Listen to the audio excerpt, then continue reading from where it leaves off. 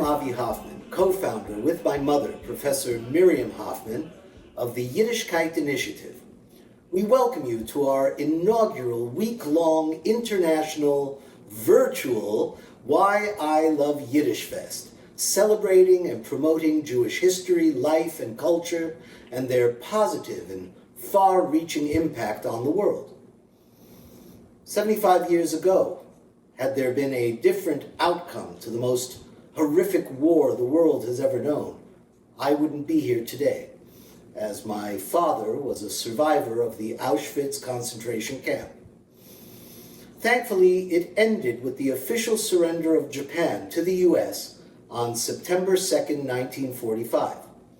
Now we are able to celebrate our culture with concerts, play readings, film screenings, and lectures from all over the world. We seek to reinforce the often cited quote that sacrifice without remembrance is meaningless.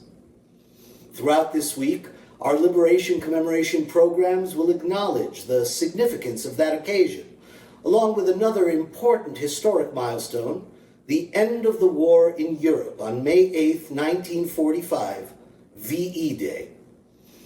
This opening ceremony was created by a member of our board of directors who has worked tirelessly for the past 6 months to bring it to fruition. I am proud to present Joan Lyman to share the inspiration for its genesis. Good afternoon. My name is Joan Lyman, and I'm a member of the board of directors of Yiddishkayt Initiative. I'm also the creator and producer of today's Liberation Commemoration ceremony, designed to pay tribute to World War II veterans and Holocaust survivors in the year marking the 75th anniversary of the end of World War II. I got the idea last June when I took a Jewish heritage cruise down the Rhine River, visiting cities along the way that formed the cradle of Ashkenazic Jewry beginning in the Middle Ages. The onboard guide was the nationally known faculty member of the university in Boca Raton, Dr. Robert Watson. Prior to joining our cruise, Robert had been the guest lecturer on a cruise to France, the focus of which was a visit to Normandy, with ceremonies marking the 75th anniversary of D-Day. One night, over cocktails in the lounge, Robert shared how moving the experience had been. That conversation lit a spark in me to produce a similar event in the United States to commemorate the 75th anniversary of the end of World War II in Europe and the liberation of the last of the concentration camps. The ceremony was originally scheduled to occur this past April, but the arrival of a war on U.S. shores, the battle against COVID-19, forced us to postpone. It was rescheduled for the first week of September so that we could include activities in commemoration of the 75th anniversary of the end of the war in the Pacific, VJ Day, September 2nd, 1945, as well as honor the South Florida first responders and healthcare professionals who continue to risk their lives on a daily basis in the fight against coronavirus. Thank you for joining us today. Proclamation. The Miami-Dade County Office of the Mayor and Board of County Commissioners.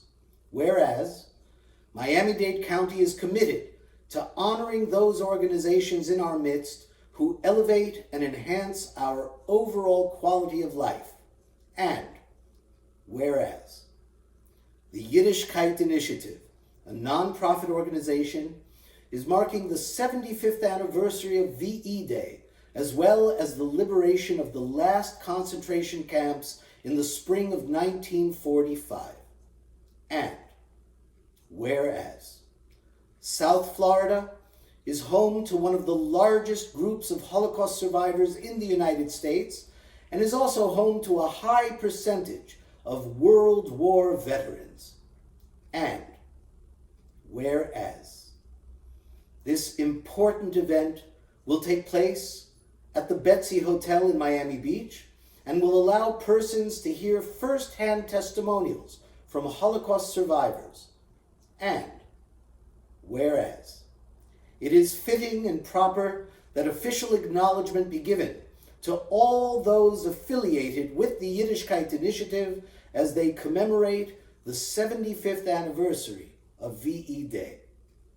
Now, therefore, be it resolved that I, Carlos A. Gimenez, Mayor of Miami-Dade County, Chairwoman Audrey M. Edmondson, and the members of the Board of County Commissioners, on behalf of Miami-Dade County and this community, do hereby proclaim Monday, September 7th, 2020, as Liberation Commemoration Day.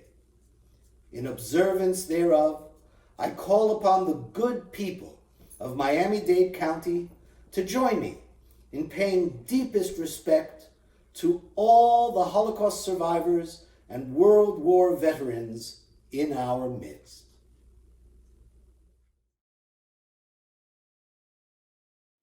Dear Mr. Hoffman, thank you for reaching out regarding the Yiddishkayt Initiative's upcoming virtual International Arts Festival. It sounds like you have an exciting event planned. It was a pleasure meeting you and your daughter Liana during the 2016 Arts for Life Scholarship Luncheon and Awards Ceremony.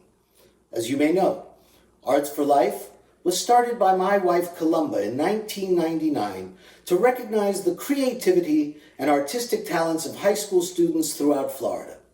Annually, Arts for Life awards $1,000 scholarships to 25 Florida high school seniors who demonstrate academic and artistic excellence in the visual arts, music, dance, drama, or creative writing.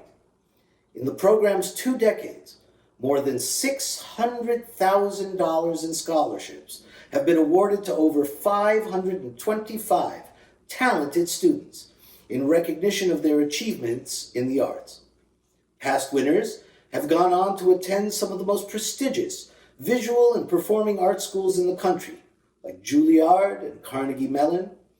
Previous winners can also be found acting on Broadway in New York City, performing in symphonies and orchestras across the globe, dancing alongside the Alvin Ailey American Dance Theater, or working as a storyboard artist at Nickelodeon Animation. Each year, Columba and I are in awe of the extraordinary talent of the students that are awarded an Arts for Life scholarship and excited to see where their talents take them. Their dedication to their craft and their education is an inspiration to us all. Thank you for your continued support of the arts and arts education. This year, especially, we have seen how the arts can bring people from all across the world together and provide comfort and joy during times of uncertainty. I am certain your upcoming virtual International Arts Festival will do that and more. Sincerely, Jeb Bush, Chairman, Foundation for Excellence in Education. Hi, it's Ted Deutch. Thanks for letting me join this Yiddishkayt Initiative program.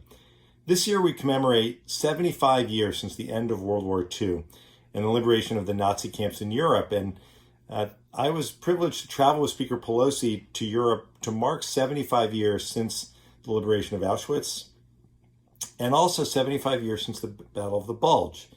And this battle was pivotal. It was monumental, as I'm sure all of you know. The Americans and our allies knew that the German offensive had to be stopped, and over the course of more than a month, the Allies triumphed, and it was a turning point in the war. But it wasn't without a major loss. Almost 90,000 Americans lost their lives holding the line and fighting to save the world from the Nazis. My father was one of those young men who fought in that battle and survived. He earned a Purple Heart for his bravery, and it left battle scars that he carried with him for the rest of his life.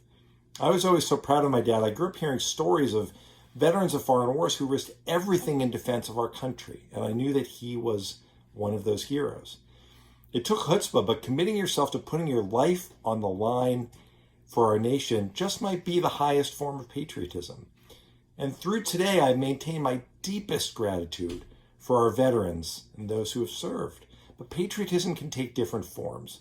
Look no further than the current public health crisis and those on the front lines, particularly in our state where the virus continues to spread rapidly. Over 600,000 people affected and more than 10,000 having lost their lives. And it's the doctors and nurses and first responders who are playing such a crucial role in healing people and stopping the spread and in saving lives. We owe them our deepest appreciation for putting their health on the line. And for all they do to keep us safe, we've got to do more to help them. That's why Congress should offer these frontline heroes hazard pay and other benefits. And state and local governments need to do more to support them as well. But there's something that each of us can do to help them right now in their fight. And that's doing our part to stop the spread of the virus so that fewer people need to go to hospitals. It means staying home if you can. And when you're out, avoiding large crowds. And by all means, always wear a mask. Even 75 years later, we're forever indebted to the greatest generation for how they saved our country. And this new class of heroes, the frontline healthcare heroes, they'll be remembered for what they did at this moment to protect our country. And I hope that we'll be remembered for what we did to help protect them as well. Thanks so much for this important initiative, and thanks for letting me join with you today. Thank you for this opportunity to join you at the virtual opening day ceremony of the virtual Yiddishkayt Initiative YiddishFest. I'm honored to be able to participate in this commemoration. Our shared Jewish values, such as Tikkun Olam, compelled me into a life of public service, eventually becoming the first Jewish congresswoman from Florida. I approach my public service through a distinctly Jewish lens. That responsibility includes ensuring we come together to honor our past and look to the future, L'Dor V'Dor. The Liberation Commemoration is an opportunity to honor the 75th anniversary of the end of World War II and the liberation of the concentration camps. We remember our brave men and women, our greatest generation who fought across the world and here at home for freedom and democracy, justice and peace, and the rights of all those who could not defend themselves. We remember the 6 million Jews and millions of other innocent people who perished at the hands of the Nazis. We mourn those who lost their lives during one of history's darkest moments, and recommit ourselves to upholding the principle of never again. The anniversary also serves as a reminder that in the face of cruelty and suffering, we must always be the liberators and not the bystanders. We must courageously ask questions instead of thoughtlessly taking orders. We must defend those who are defenseless instead of feebly accepting the status quo. Today we are in the midst of a new kind of war, fighting against an invisible enemy. The future veterans of this war are not soldiers, at least not in the traditional sense. They are doctors, nurses, physician assistants, and paramedics. These heroes carry the enormous responsibility of keeping us healthy and caring for us when we're sick. We honor the resiliency of healthcare professionals, emergency responders, and all those whose work requires them to rush to the front lines of our battle against COVID-19. During this pandemic, they have continued to do their life-saving jobs with love and care, courage and conviction, in the face of great risk to themselves and their families. When the rest of us sought shelter from this virus, they rushed in, showing us what Tikkun Olam and Gemilut Hasadim really looks like. COVID-19 is rampaging through our communities, and hospitals are overcrowded with patients. We must ensure that our healthcare heroes are equipped and supported in this fight. They need personal protective equipment, PPE, and hazard pay. Despite shortages, healthcare workers have carried on. The compassion and ingenuity of those on the front line of this invisible war never ceases to amaze me. I met nurses who went as far as to construct homemade masks and gowns when supplies ran low. And I have heard countless stories of nurses standing by the side of patients when hospitals couldn't let their families visit. As a breast cancer survivor, I know how meaningful their comforting touch and reassuring words can be. The Yiddishkayt Initiative YiddishFest reminds us all of the resiliency of humankind. Just as we survived the atrocities in our past, we will survive this invisible war too. Today we reaffirm our commitment to eliminating insidious killers of all kinds, especially this pandemic that has already claimed too many lives.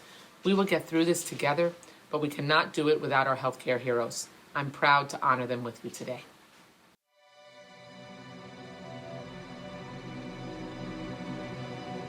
Hello everyone, thank you Yiddishkayt Initiative for allowing me the opportunity to speak for such an amazing virtual celebration. Mazel Tov on commemorating the 75th anniversary milestone of the liberation of the Jewish people and the end of World War II. This occasion certainly deserves a proper in-person commemoration, but today we get to reach so many people that otherwise wouldn't be able to watch.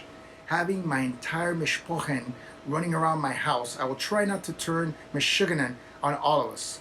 That being said, Miami is honored to take part in this ceremony and continue to pursue a safe, inclusive, and respectful society for all of our residents.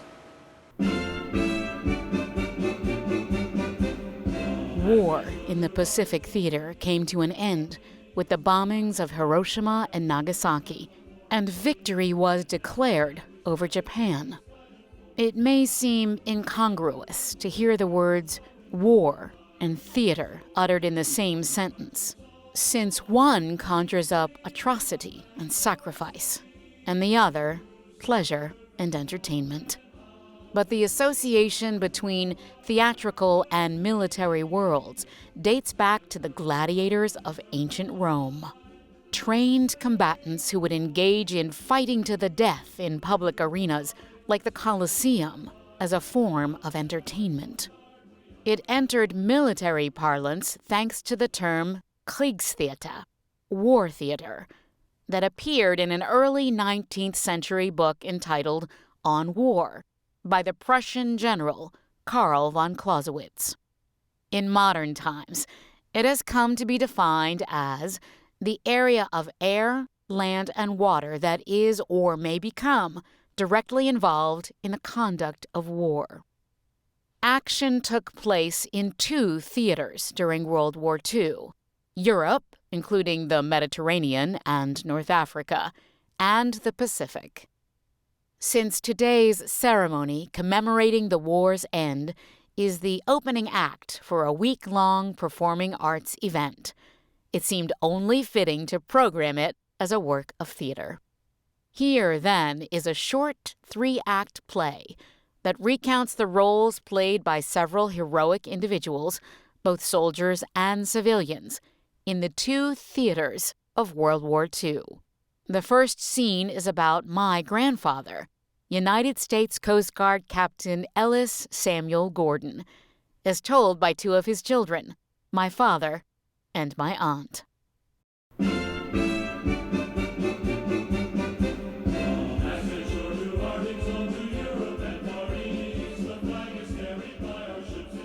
I have the pleasure of being virtually here with the family of Ellis Samuel Gordon, who was a top-ranking career officer in the U.S. Coast Guard.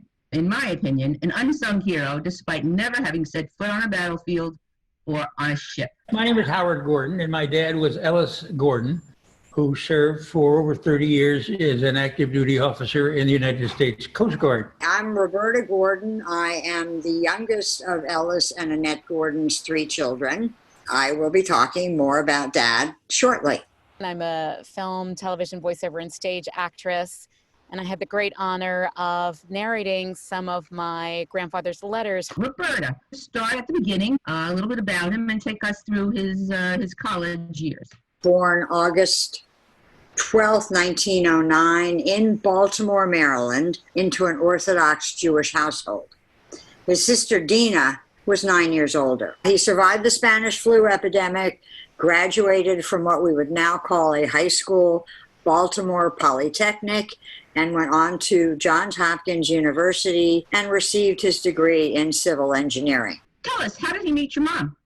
A cousin of Ellis's, a female cousin, challenged him to go on a blind date with a nursing student from Richmond, and they were married on Christmas Day in 1932. Did he join? How did that come about? The lighthouse service that he was in was merged with the Coast Guard, and that's why he continued as a Coast Guard officer because of that merger. Now bring us up to Ellis's wartime service. It was a top secret thing that there was even such a thing as long-range aids to navigation LORAN. The top secret operation that at the time Lieutenant Commander Gordon was involved with was he was the senior officer in Alaska, 1942 to 1945, to locate and construct and oversee the operation of a half a dozen LORAN stations in the Aleutian Islands, from which we could send out beacons, and our bombers taking off from aircraft carriers could know where they were and find their way to bomb the Japanese mainland. Your father may never have set foot on an aircraft carrier or on a battleship without his overseeing the construction of the LORAN towers from his post in Alaska. These things may not have ever successfully been carried out. Tell us about the audio books. Perhaps you can help us experience what Ellis experienced by reading one of them. Yes, I have one here. Here we go. Great. The letters were heavily censored for security, obviously. Thursday night, November 4th, 1943. Meals cost me 70 cents per day. Good prices. Steaks, roast beef, chicken, salads, a variety of fresh vegetables, fruits, and etc. No worry about rationing. Laundry is taken care of here. $3 per month. We're short of officers. I'm trying to hold down my own job and that of district supervisor as well. All my love to Mom, Pop, and all of you, Ellis. A little snapshot from his world. Tell us a little bit about your service. What did you do there? I'm a retired lieutenant commander in the Coast Guard Reserve. Went to officer candidate school, stationed at Elizabeth City, North Carolina, which is an aircraft repair and supply base not far from Kitty Hawk, where the Wright brothers learned how to fly. Roberta.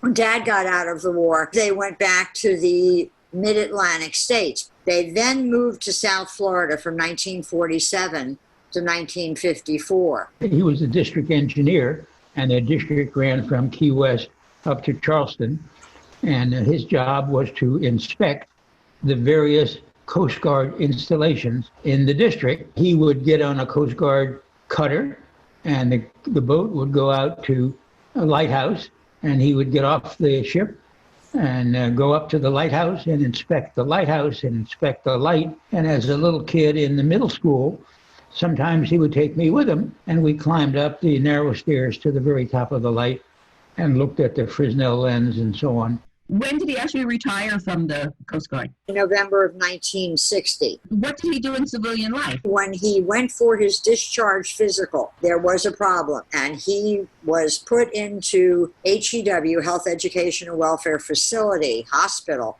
in Baltimore for that entire summer of 1960. After he recovered, he did land a job with the American Wood Preservers Institute. In terms of his discharge and having a medical problem, do you think that that was related in any way to possible radiation or effects of having served in Alaska during those time frames? There have been a number of people who were involved in Loran at the time he was involved with Loran in Alaska, who have since developed symptoms of being involved with excess radiation. So the answer is we don't know for sure, but it seems like there's a good chance that since he ultimately developed cancer, it might have been related to his Loran work in Alaska during the war. Americans need to know the sacrifices that people have given in terms of their lives and their health. In this case, very possibly his own life may have been affected by that. Presently, which means last week, I've been in touch with an admiral in the Coast Guard at headquarters trying to get information released from the Freedom of Information Act. Almost all the people who are involved are no longer with us anymore, to find out what further information may be available. Good luck with those efforts. And Roberta? What a great and talented human being he was, how fair and kind he was, how much all of us loved critters, loved animals, were artistic, loved the family. They were just really Hamisha, good people. I'm so proud to be part of that. I feel like it's really beautiful to be here today and highlight my grandfather and have him represent all the other men and women that ought to be highlighted as well. So we can all say thank you, because it's tremendous. Maybe one of these days we can get together and I can hear more about the fascinating story of Ellis Samuel Gordon, a hero for sure. Thank you so much.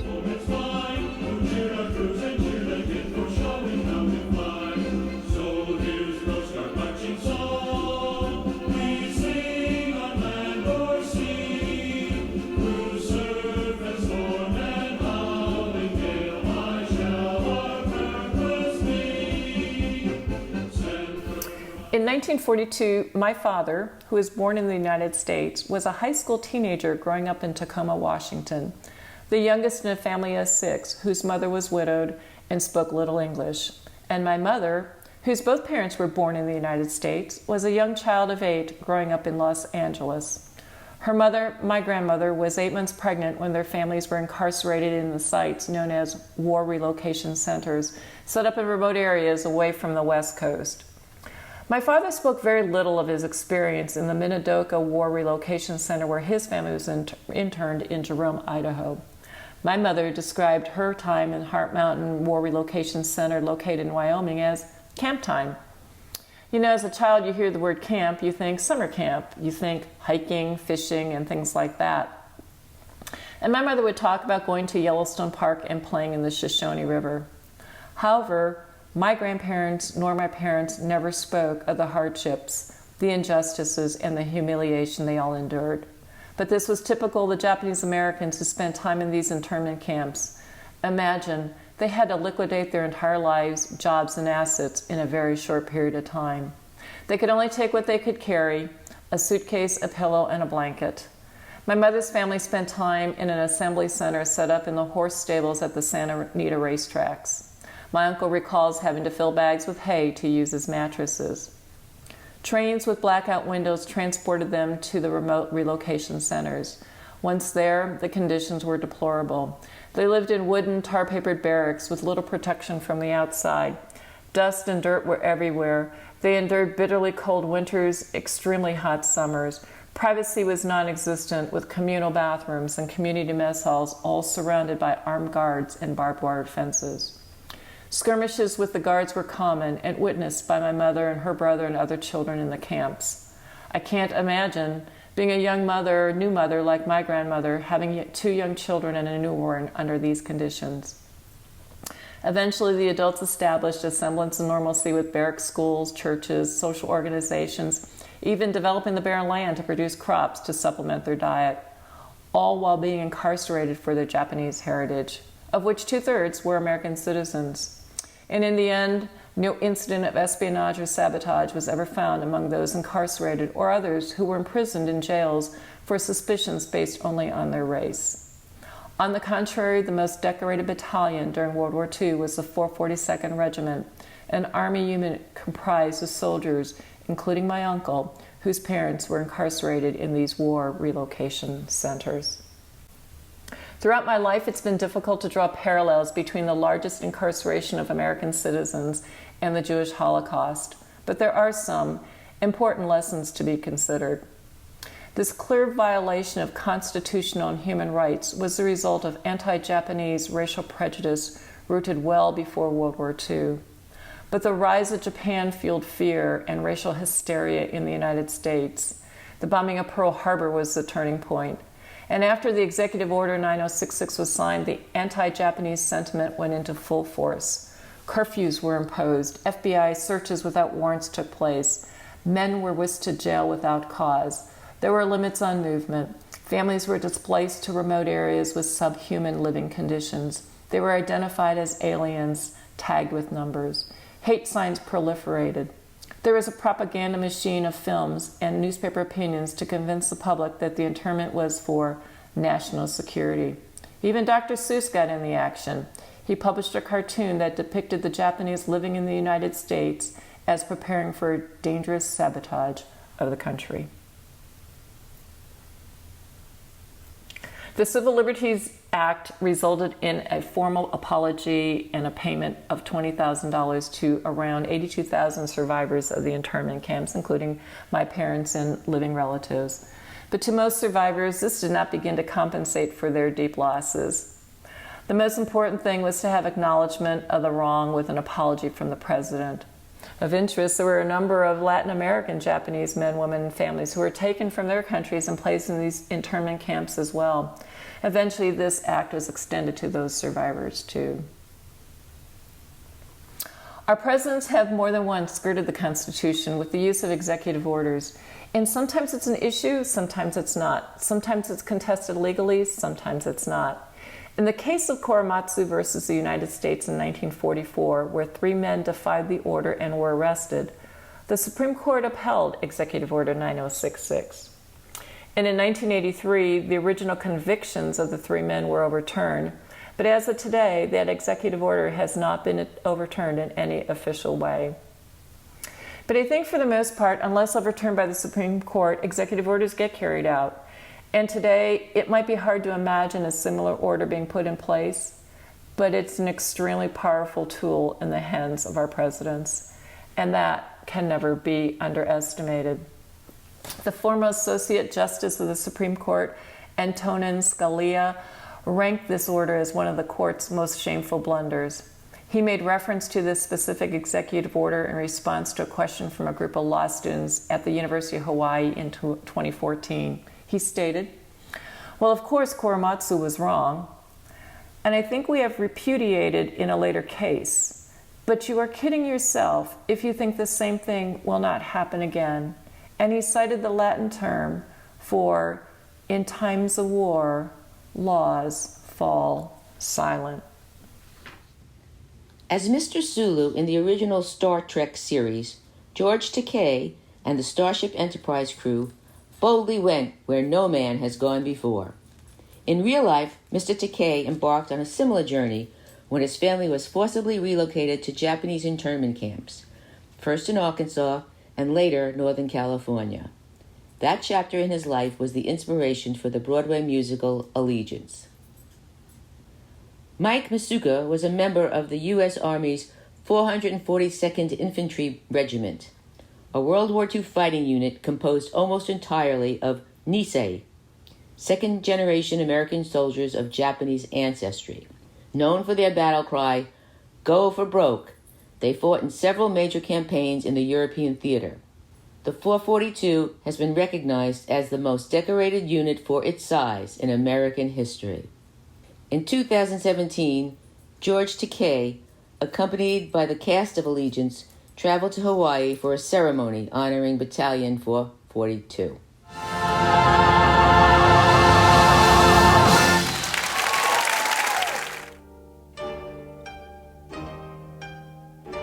Mark is a U.S. citizen who was born and raised in Japan, but he's often described as an Asian soul in a Caucasian body.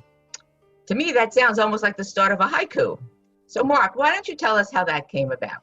It's an interesting story, really, Joan, because it begins back during World War II when my father was drafted into the Army and became a sergeant and was sent to the Pacific Theater in preparation for the island hopping that was being done in preparation for defeating the Imperial Japanese Army.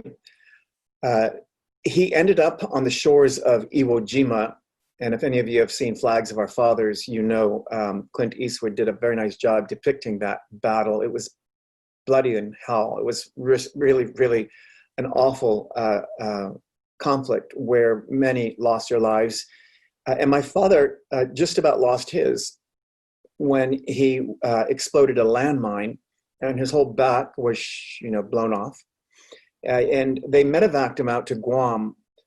And 6 surgeries later, the doctor looked at him and said, "You better ask the big guy upstairs why you're still alive, because by all accounts, you should have died."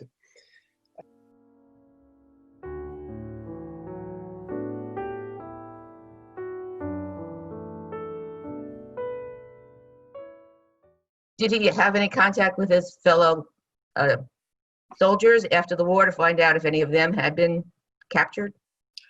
It's very interesting, Joan. My father, like so many who've been in the war, would not talk about it.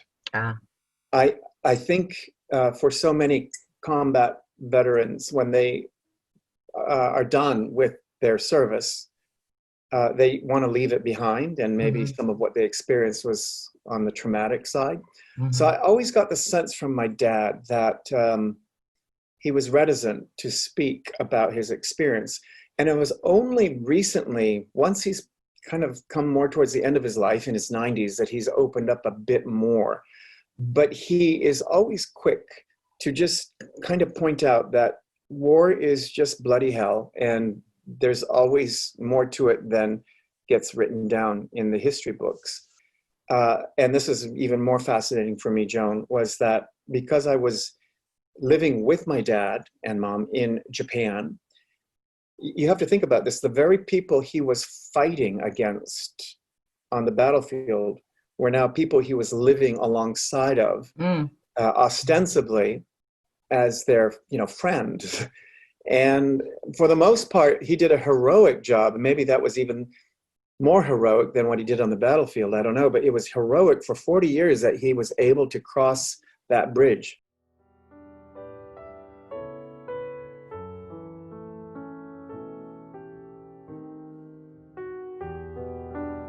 So I'm trying to find bridges rather than barriers. And the title of my book is Pathways to Peace, Overcoming Religious Intolerance in Our Global Religious Landscape. I think the world that we live in the 21st century is at a very critical place, not just because of what we're experiencing on a, pandemic level here with the crisis, medically speaking, but also a crisis of the soul.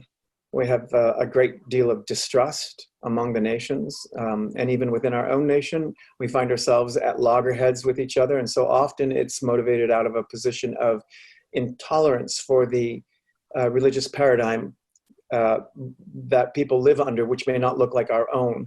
We have a microcosm of the entire world on our campus when it comes to expressions of faith. And about 3-4 years ago, the Snyders recognized this. He's the vice president of our board of trustees, and donated the funds to build this sanctuary, which is a house for all faiths. The unique thing about this, Joan, is that if you walk into it, well, first of all, from the outside, I like to affectionately call it concrete origami, maybe because of the Asian connection again, but it does kind of look that way, like these different, slabs of stone have been placed in a kind of almost like an origami shape. In truth, there's 7 panels, which represent the 7 continents of our world, leaning in on each other. And no one panel can remain erect without the others around it. So all of them end up leaning in and together creating this kind of beautiful circular space, a global human family, if you will, with the different faith traditions. So we're stronger when we see each other not as other, but as a unitive, integral part of our global human landscape. Well, I don't think that Lynn could have picked a better person to be the administrator of this place. It sounds like you're the embodiment of what it's meant to signify. My dad has said to me on numerous occasions, he said, Mark, don't get so hung up on all the different flavors of ice cream that we have here on Earth, because in heaven it's all vanilla. So I think my dad would approve of the vanilla ice cream that we have in the Snyder Sanctuary. I'm amazed at the fact that his firsthand experiences with the atrocities of war are in many ways responsible for your pursuit of researching pathways for peace. Yeah. Yes. Amen to that.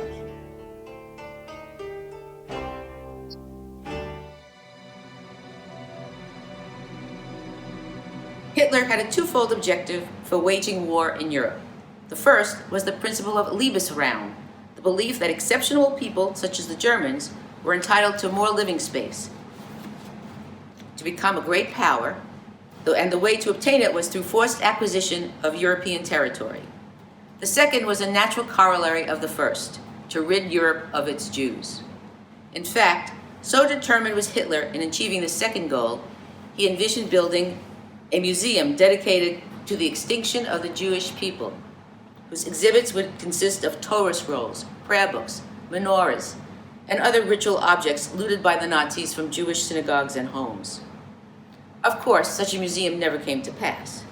Instead, there are many museums throughout Europe today, such as the Jewish Synagogue of Prague, which are repositories for these and similar artifacts salvaged from the war. But there is also another Czech museum less than an hour's drive from Prague that is more of a living memorial to the Holocaust than a museum per se. Scene 1, Art from the Ashes. Located on the outskirts of Prague in a town called Terezin, it was originally built in the 18th century as a fortress and named after Empress Maria Theresa. Early in the war, Hitler ordered it transformed into a hybrid ghetto and internment camp that served as a transit station for Jews destined to Auschwitz. Its German name, Theresienstadt, Hitler's so-called model city for the Jews. A city for the Jews, and I swear they may be displaced, but they need not despair, as long as there's laughter in parkside cafes, and music and laugh as the polka band plays. Though I hoped at the start, still I knew in my heart I should follow the Führer's command. Build a city for the Jews, make it pretty for the Jews, and the world will at last understand.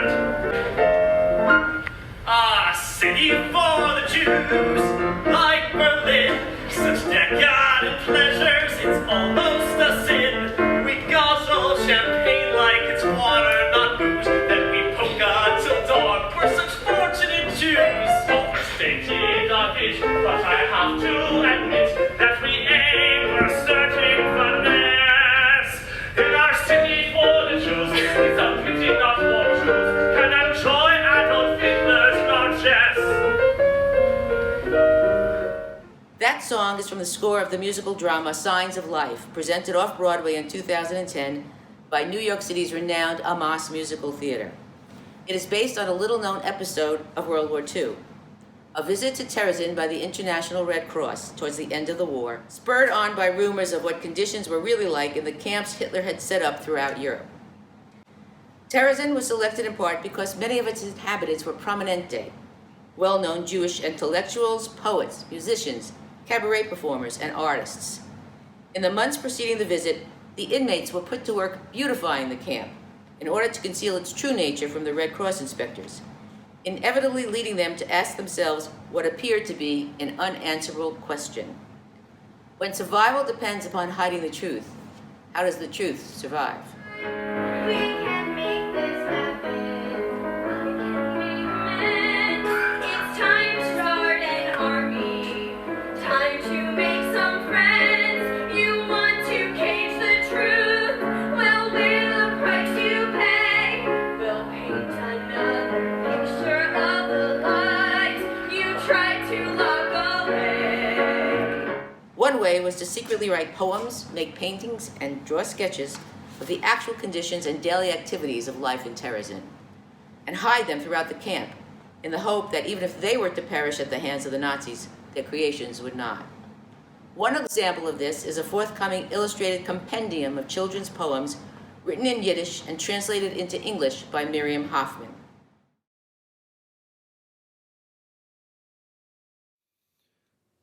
Terezin.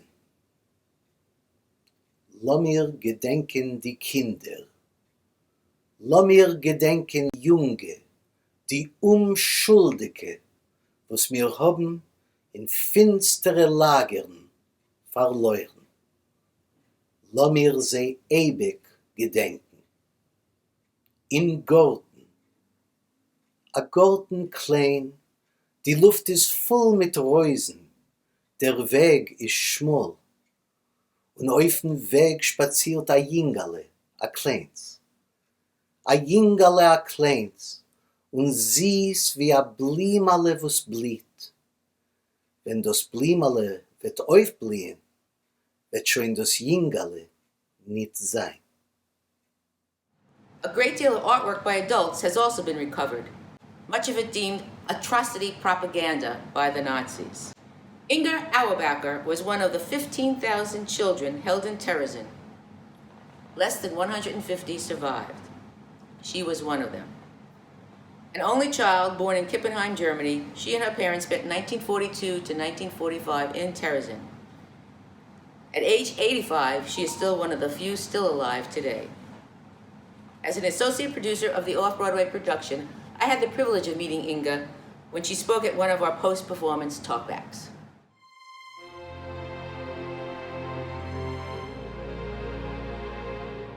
Inga, you were 7 years old when you arrived at Terezin with your parents. Right. What is your first memory of life when you arrived there? Tell me about it. Well, we arrived with actually a passenger train in the little town called Auschwitz, and we were told to get off and leave everything behind. You'll get it later. All you had was a little duffel bag, a blanket and metal dishes, and I had my doll on my arm. And then we marched about 2 kilometers into the camp. We had many old people on this transport of close to 1,200. I was the youngest. And finally, we arrived in Terezin, and we were searched in an underground area, and then we were sent to the attic of the Dresden barrack, lying on the floor, cement floor, no beds, nothing. It was August. It was very, very hot. No, it was a charade. Even before they came, they sent a lot of people, especially older people who didn't look good anymore. It was overcrowded. They sent them out. And they went all to Auschwitz. There were some other camps they sent them there too, in Russia Russian area on the Polish border, whatever, Mali trusting nets. I never even knew about it. They had gas chambers there too. And one transport went to Riga. I met somebody actually who did survive, but most of them went to Auschwitz, and they kept that from us. So they made a charade of the whole place. They made it look like a stage production. There were signs to the school, to the playground. None of these things existed. Houses were painted. Fake stores were put up. And they had like a little coffee house. They pretended to serve coffee. Okay, yes. Let's fast forward. Take us back to the first week of 1945, May 1945, which turned out to be the last week of the war in Europe. There were papers floating through there. They were burning some of the records. There was a lot of movement, strange. The trucks were moving out. And I remember climbing one of the barricades. We lived at the edge of the camp at the end. And I wanted to look. I was a real ghetto child by then. And I looked, climbed up. I was 10 years old at the end. And I heard a tremendous explosion. I thought my head was off. I touched my head. And they were throwing in hand grenades. And I went to my parents' side because my father had been a soldier in World War I. He said, they're trying to kill us now. It's very dangerous. So we found this dark cellar, no light, nothing.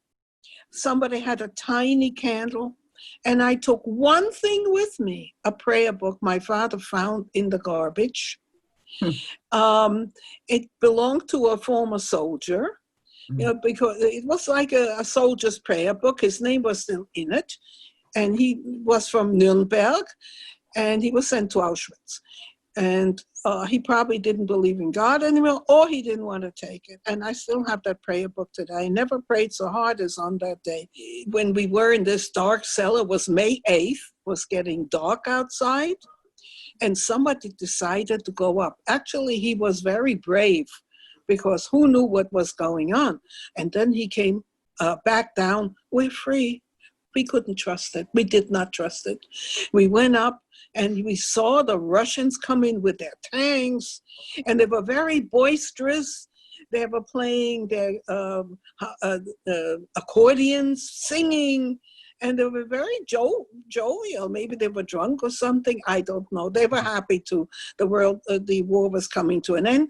And I remember I climbed again this fence, and one soldier, the Russian soldier, handed me a piece of black Russian bread with a mountain of butter on it. I never forgot that good soldier, never.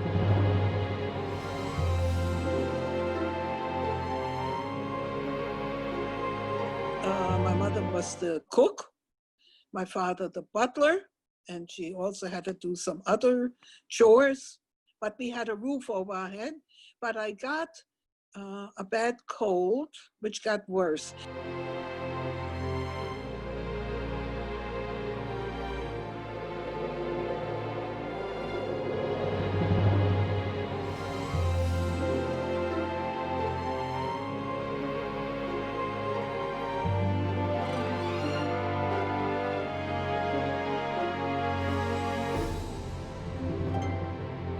And I wanted to go to that. And I've been writing poems a long time. And I said, wouldn't it be interesting if somebody could put music to this poem that I wrote? And I'm in this dressing room and I hear this woman talking and that she does gigs. I don't know what a gig is at that time. She sings, she does it. So I said, I talked to her. I said, by the way, do you write music too? She said, of course I do. I said, look, I got this amazing meeting coming up in Jerusalem in 1981, and I have a poem, and I would love this to be put to music. He said, well, give it to me. I never had met her before. By the way, at that time, she wasn't married yet, so she was Rosalie Comentucci, Italian, Catholic. And so within a day or so, she had the melody, and it was so special. She played it and sang it to me on the phone. Mm-hmm. And then we started to promote it and try to get it on the program. And it became the only original song presented at that meeting. It was presented by the second generation, children of Holocaust survivors. And I went there for the meeting. It was called We Shall Never Forget.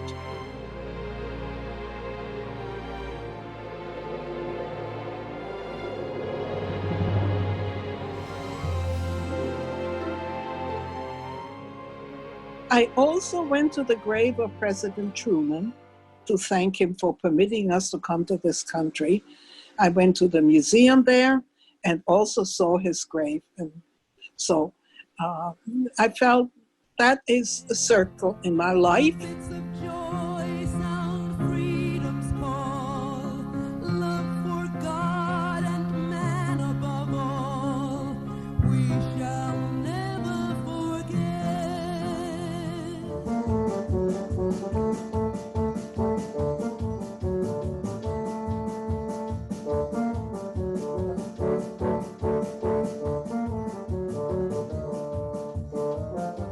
In the DP camp, is that how you really learned how to play? No, I had my sister's husband was a violin player. When he came to the camp, he played violin, and he said, Ruby, get an accordion. He got it for me, a little accordion. He taught me a little bit. Then a German musician was coming, played the accordion there for us. Like... Could you believe that? And I always looked at him. He said, you like accordion. I could teach you a little accordion. I said, yeah, why not? He took me to his place where the rehearsal out of the tea camp, And I'm sitting and watching him. He said, he gave me an accordion to play. And I practiced fine. He said, you like the accordion? This accordion is yours. I said, why? Because this accordion was somebody, the German, gave us, killed somebody, a musician, a Jewish musician, and they took away the accordion. And they gave the accordion to probably at the school or whatever, And I got this accordion. And he's been playing it since.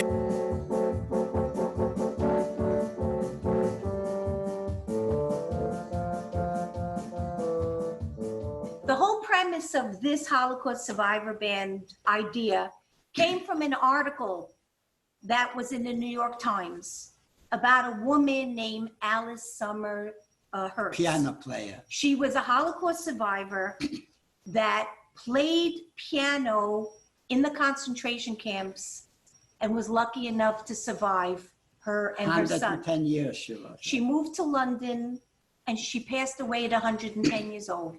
So this article was read. So we read it, and a man by the name of Saul Dreyer read it too.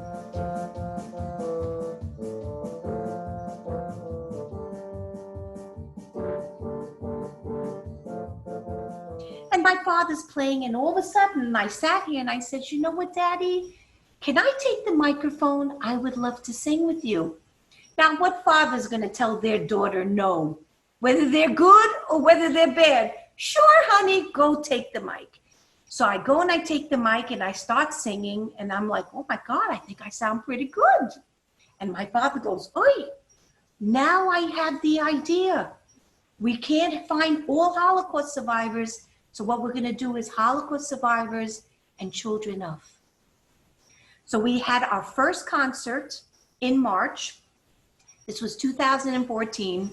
We did it at Temple Chaim in Margate. We did a free concert. We put money out of our own pocket, advertised it, and we said, who's gonna come and listen to us? And all of a sudden, they opened up the door and 526 people came in to listen to us. I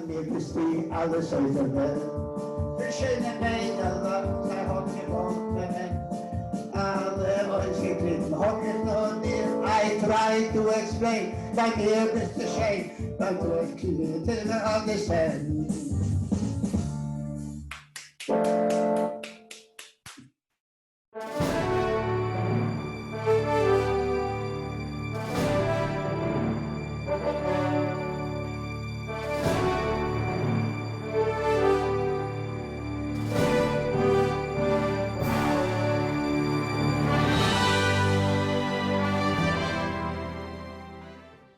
A quartermaster in the war, and you and I know, of course, that the quartermaster is the most important person, but for our audience, tell them, what does a quartermaster do?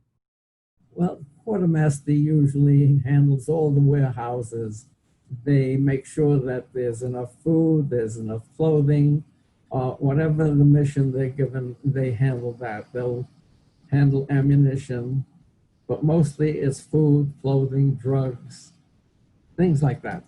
I was fortunate enough that we had a mobile sales company, quartermaster company, and we traveled all over England supplying officers with their clothing because they didn't have a Gimbel's or a Macy's to go to come to us. Right. Mobile store, we traveled from base to base. In 10 months, we did 30,000 miles just in England alone. And there's one a touching story regarding the 8th Air Force officers. I think they were bomber pilots, and they had been prisoners of war. And we're dealing now with Antwerp. If you could tell us that story, Abe. Right. Well, we were in Antwerp about a couple of months before the officers were starting. They were starting to liberate them. So we were just selling clothing to all the officers in the area. But when they started to get the pilots and the gunner, it was all officers. There were pilots, there were co-pilots, bombardiers, whoever they were. We started to get them back, and we had to redress them. They came in with the clothes on their back. They had nothing, and they was, I hate to say it, but they were a sorry-looking bunch. They were dejected. When they address a GI as sir, it makes you feel that these people, you know, were beat down. So our mission then was we started to redress them. We gave them everything they needed until one afternoon we ran out of insignias for the officers. And in the store, it was a pretty good relationship with the captain and myself, because it wasn't a captain and a GI. We were like equals there. We discussed it and we said, look, we can't send these men home without insignia. It wouldn't be nice. So it was decided that I would take a trip from Antwerp to Paris, which was 190 miles of unmarked roads, because the French had taken down all the road signs. So now you're traveling with a map, and thank God their maps were pretty good. So I got to Paris about 5 or 6 o'clock in the evening, and they had already put the order on the dock because they didn't know what time I was getting there. We loaded it up, and I started back. Now it was dark. Can you imagine driving 190 miles with a little flashlight to look at the map and get back to Antwerp, which I did. And the next day when the store opened, we had all the insignia. It made me feel good that these men were going home honorably. That was probably one of my best experiences in the Army.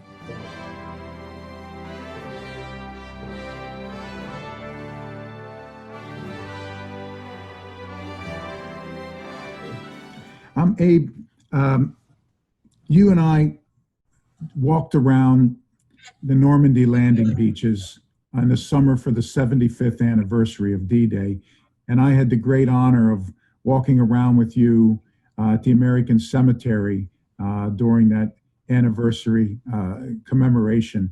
I was overcome with emotion, and so therefore I can't even imagine the feelings you must have had going back to Normandy and walking around those hallowed places. Could you share with us your thoughts about doing that? Well, it was hard to explain. You looked at it, and in my mind was all these men. I think that cemetery had like 9,000 graves, and all these men died just to protect us, the rest of the country. And my thought always was, we saved Europe, but I don't think it was very well appreciated, believe me. Maybe at the beginning it was, but toward the end, I don't think it was really appreciated. What we fought, materials don't matter, it's life. And we've lost 400,000 men in Europe, which to me it was unthinkable that we would fight a war for somebody else, really, and lose 400,000 of our youngest and best people. That's why it's so important that these commemorations and events at Normandy, at the American Cemetery, continue every year, and events like the one we're having now to recall and remember and commemorate the Holocaust and the liberation of it. I will say that I was pleasantly surprised and overwhelmed by the amount of respect that I saw afforded to you and several of the veterans. When we were walking around the American Cemetery, I couldn't count how many people came up to you and just wanted to shake your hand or take a picture with you, including young kids, which made me especially happy. I think that trip was the most inspiration. It made me feel so good when mothers came over with their little kids and said, "Can you take a picture with my daughter or my son?" It made me feel good to be recognized.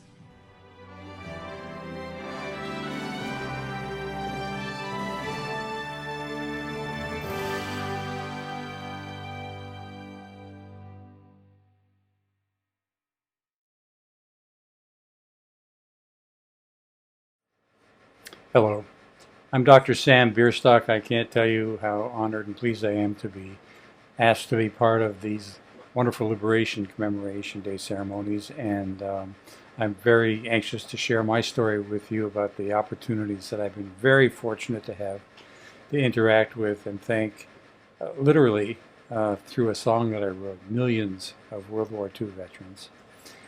And the very unique opportunity that I've had to meet so many of them and hear their stories, because as you may know, many of them talked very little about their experiences in World War II.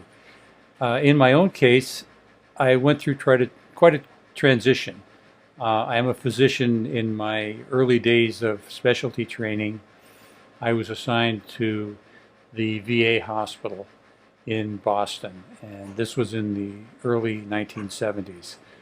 And the attitude that we had as physicians at that time, in retrospect, I'm quite sorry of and a little bit ashamed of, because the veterans were suffering quite a bit in those days. It was not that long after the war, 25 years, and we saw so many of them with their common problems, mostly related to alcohol and smoking.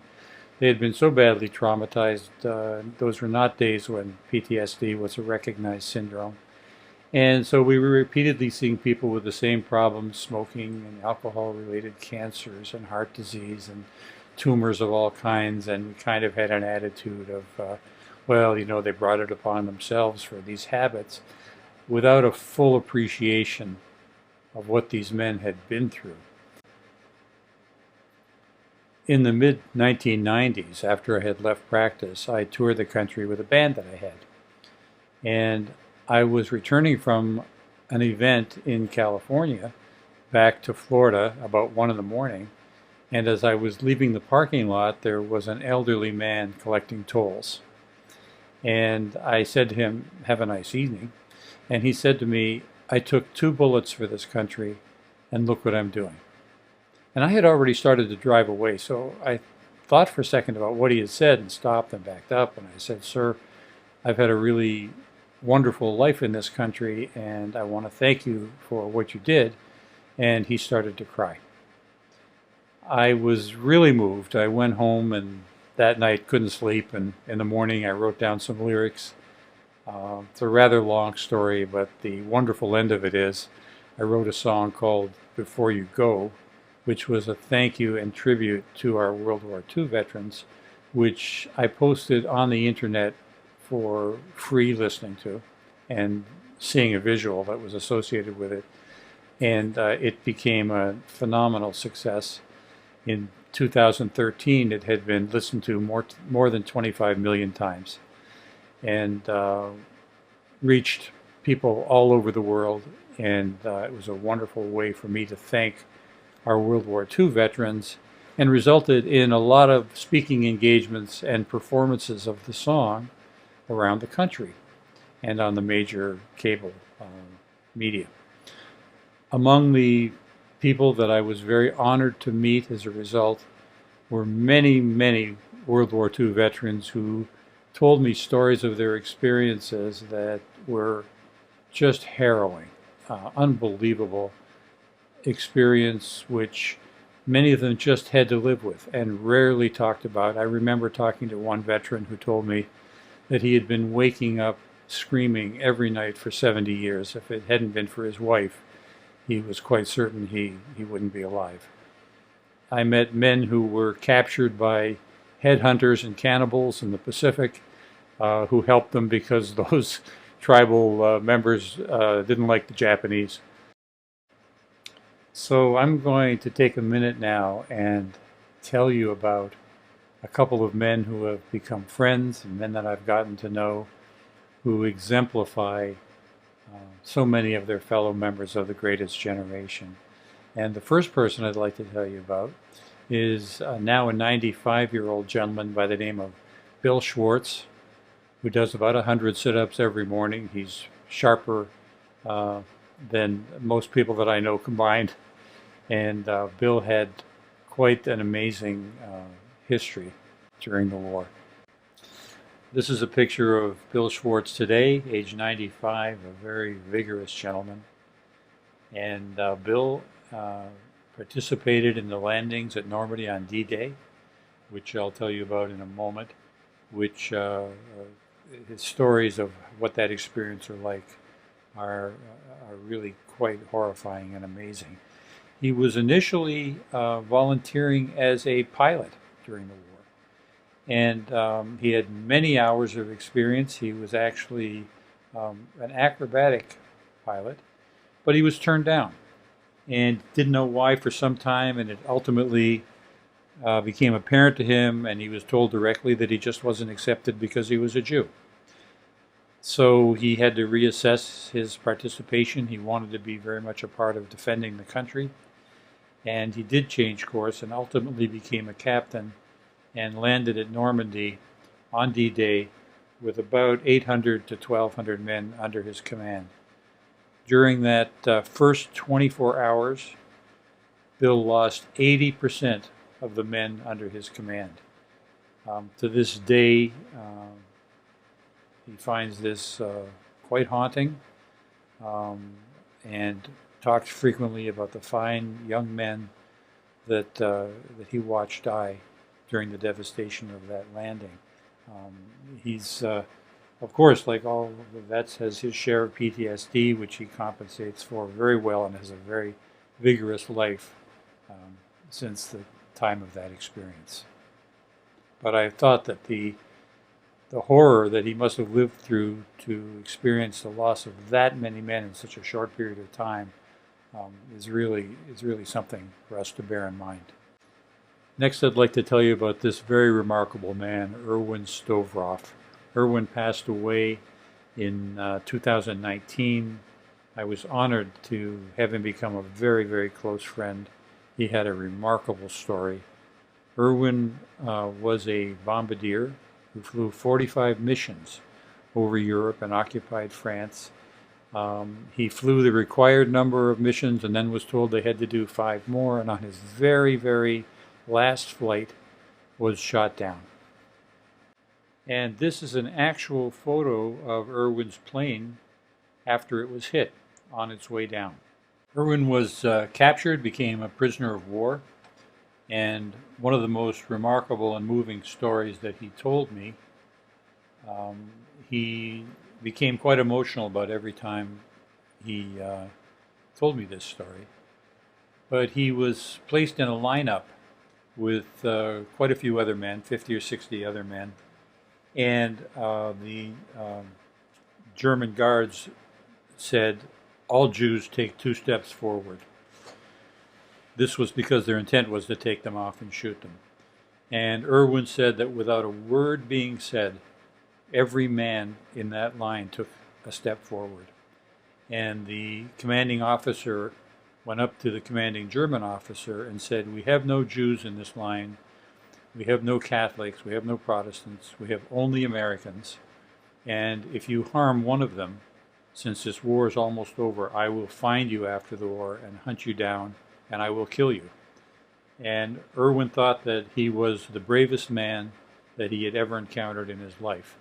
That man was subsequently thrown into solitary confinement for having done that, but the story about each of these men stepping forward was something that Erwin would never forget and became quite emotional in telling his story.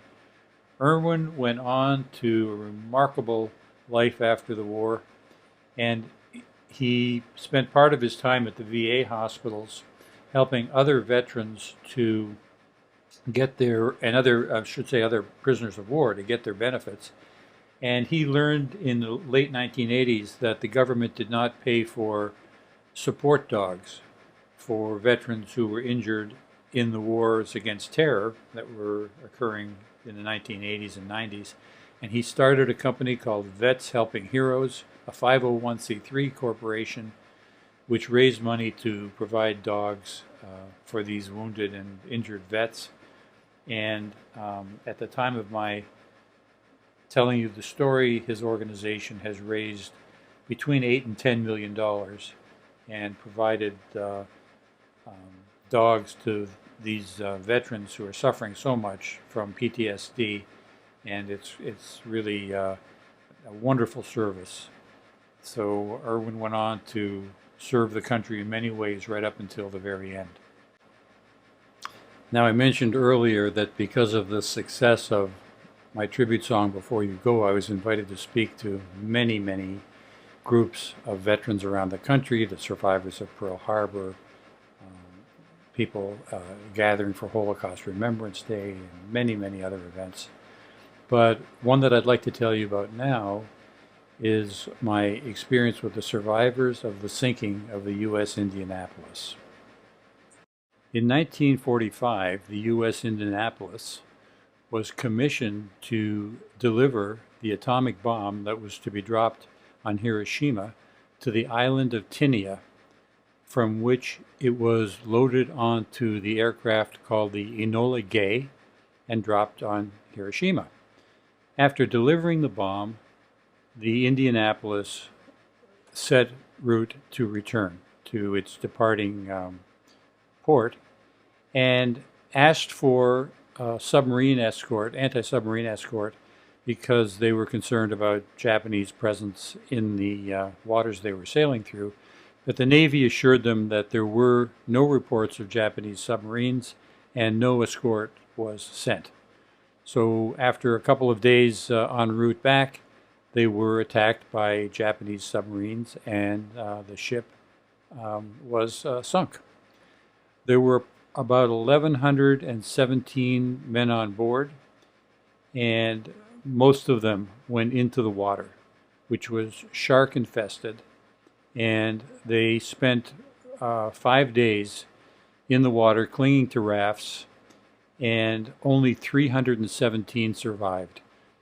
Virtually all of the rest died from attacks by sharks and from heat and exposure. It was 5 horrifying days. The Navy did not know that the ship had been sunk for several days and recovered them ultimately, spread out over a course of several hundred miles. So these men had about as harrowing an experience as you might imagine. I had the opportunity to speak to them and perform before you go for them, and to meet many of them. Approximately 20 of them were well enough to attend the reunion that I spoke to. This is a picture taken of me with the 20 or so survivors of the sinking of the Indianapolis. That's me on my knee at the far right, shortly after I spoke. It was quite something to have time with these men. They did not talk very much about their time in the water, but they were very, very grateful to a man who was very involved in helping to save them when they were finally discovered. Ships were dispatched and rescue rafts, and there was one man who refused to get back on the raft and go back to the ship until he had found as many of the survivors as he could. And they regarded him as quite an angel, and they invited him to all of their reunions. There's an interesting postscript to the story. This is the captain of the Indianapolis, Charles McVeigh III. The survivors of the sinking are and were 100% loyal to him, although the Navy faulted him for the fact that his ship was sunk, even though they had told him there were no subs in the area. And he was, in fact, court-martialed by the Navy. This haunted him for his entire life, and he committed suicide in 1968. About 30 years later, a 12-year-old schoolboy named Hunter Scott read the story of the sinking of the Indianapolis and took it upon himself to launch a campaign to clear the name of Captain McVeigh. He had the complete support of the crew that survived the sinking of the Indianapolis, and in the year 2000, the U.S. Congress exonerated Captain McVeigh. Hunter Scott enjoyed the deep and profound appreciation of all of the survivors who remained faithful to and loyal to the captain to the very end. So I'm very grateful to have been able to share just a few of these stories with you. And what I'd like to do now in conclusion is play Before You Go in tribute and thanks to our wonderful generation of veterans who literally preserved everything about our way of lives for us. It's a thank you to those who gave so much to all of us. I hope that you'll enjoy it, and I hope that you'll thank any veterans who you see who may still be with us, and certainly for their families who supported them and, in essence, went through the war with them even afterwards, if they are the descendants of these veterans, because they certainly lived with the consequences of their parents' experience. So I'm going to play Before You Go now, and again, it's with thanks to all of those who did so much for us.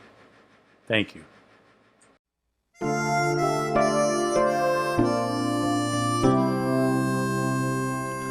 Quietly, you've all turned gray. You did your job, you saved our way. Our life and freedom you preserved. We've thanked you less than you deserved. You never boasted, bragged, or asked for adulation for your past. You did the job you knew was right, and quietly you cry at night for bodies made sights beyond our furthest thoughts, for what you lived and felt and seen, for what the cost of freedom means. You leave us blessed with every breath that cost you arms and legs and death. You won the worst and greatest war. We owe you more, we owe you more. Thank you for your wondrous feats, for hope and speech and quiet streets, for worship as we choose to pray, for preservation of our way. Before you go, we need to show that in your silence we still know what you accomplished and what you did, for who we are and how we live. So go with love from wives and sons and daughters for a job well done, from kids who've never seen a tank. We give you thanks, we give you thanks. Thank you for your wondrous feats, for hope and speech and quiet streets, for worship as we choose to pray, for preservation of our way, for homes and jobs and baseball games, for many colors, many names. You saved our lives and we're still free, from shining sea to shining